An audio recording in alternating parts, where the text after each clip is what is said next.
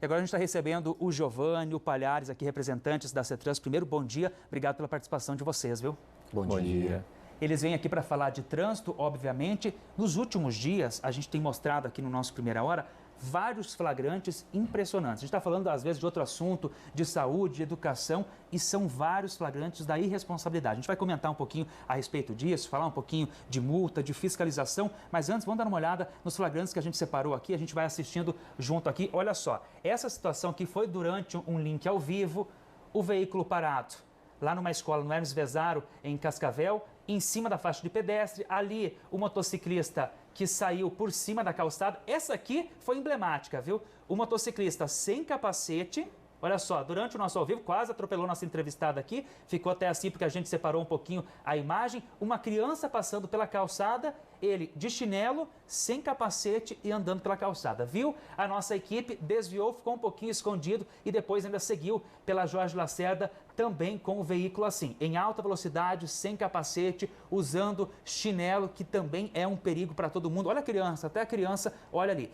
Esses flagrantes aí são de outro trecho, envolve uma parte que é da CETRANS, outra parte que é da PRF, inclusive que é a proximidade do Trevo Guarujá, ali também uma situação muito complicada, a gente não tem passarela só um pouquinho mais à frente, a Ecotarata já falou inclusive que não tem previsão de construção, e aí ciclistas, pedestres atravessam o Trevo do Guarujá ali de qualquer forma.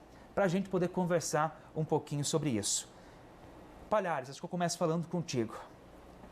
Primeiro é questão de educação, né? A CETRANS transitar fazendo um trabalho de orientação sempre com motoristas, com pedestres, mas não tem como a gente fugir. Claro que é risco para todo mundo, para quem está envolvido nisso, mas para outros também, mas é questão de consciência. O trânsito é feito de vidas, né?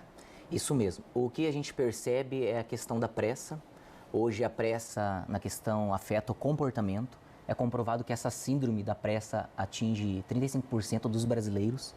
Então a pressa acaba transformando a ansiedade, a agressividade, a pessoa esquece que o trânsito ele é compartilhado e vai afetando no comportamento na frente das escolas, das empresas. Então a gente trabalha a CETRANS Transitar nas ações esse foco, comportamento.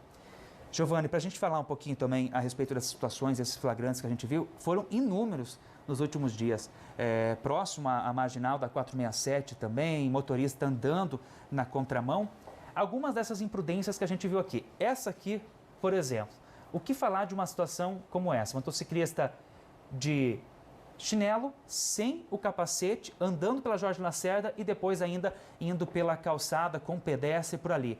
Isso dá multa, isso pode acontecer de ser retido o veículo. O que pode acontecer nesse caso, claro, além da possibilidade de um acidente, né? Isso, é uma situação de grande risco. Percebemos nessa imagem no mínimo umas 4 ou 5 infrações do motorista andando sem capacete. Só essa infração gera a suspensão direta da CNH. A questão dele estar transitando por cima da calçada, colocando os pedestres em risco. Dependendo da situação também, se ameaçar a segurança do pedestre, também pode configurar uma infração, porque o motociclista ele tem o local adequado para transitar, que é via pública. Ele jamais, em hipótese alguma, pode transitar sobre a calçada.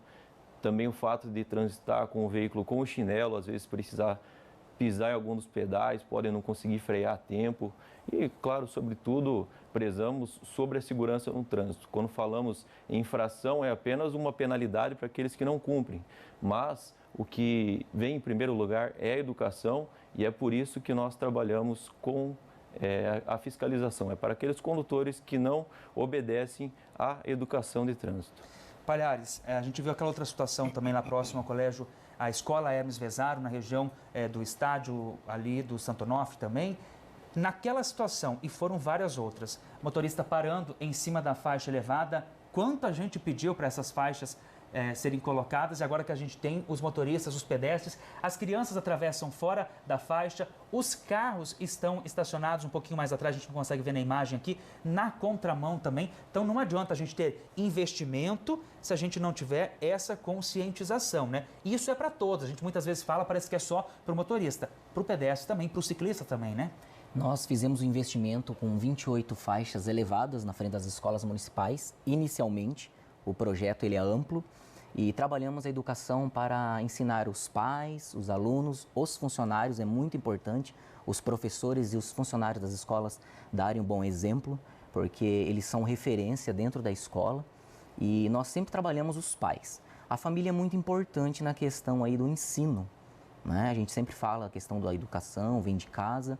Importante os pais darem bom exemplo. Não adianta o pai falar para o filho, filho, atravessa na faixa, se o pai não atravessa. Não adianta o pai e a mãe falar, usa o cinto, e o pai vai rapidinho ali de casa a uma panificadora sem o cinto. Então é bom essa questão do espelho, o adulto dar bom exemplo. É só, como que é, faço o que eu digo e não faço o que eu falo, ou vice-versa. Então tem que ser o exemplo, os pais puxando a orelha dos filhos, mas mostrando na prática que eles fazem a coisa certa. Viu? Nosso tempo é curto. Palhares, obrigado pela participação. Giovanni também. Só